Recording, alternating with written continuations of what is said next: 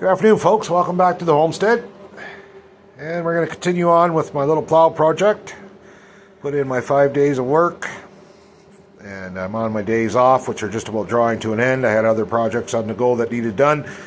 So today we got a little bit of time. We're going to carry on with this project. Now, spring is coming. And we just got through winter. So one of the things that I wanted to get done was a plow that I can plow the snow on my gravel driveway without scraping all the gravel off.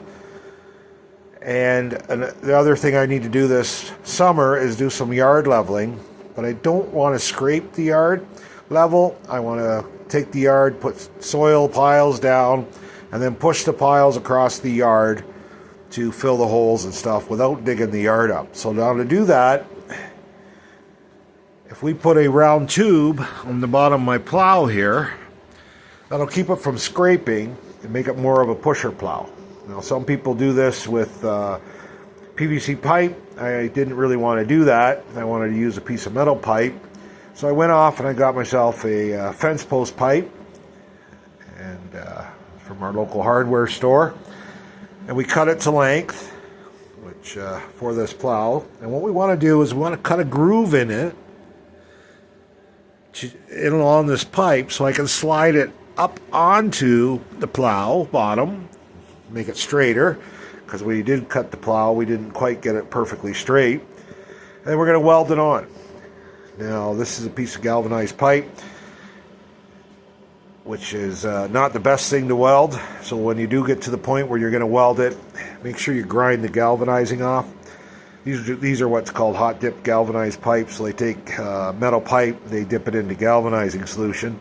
So if you can grind the galvanizing off, it'll weld a little better without producing some obnoxious gases that can make you sick. Now to put a groove in this pipe, if you kind of look at the pipe, if you look all the way down it, you'll see manufacturing lines. Those are pretty straight.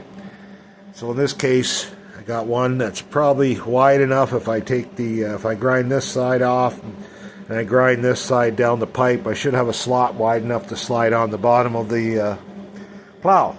Now, of course, this pipe is not the right length, so measure your plow length and we just cut it.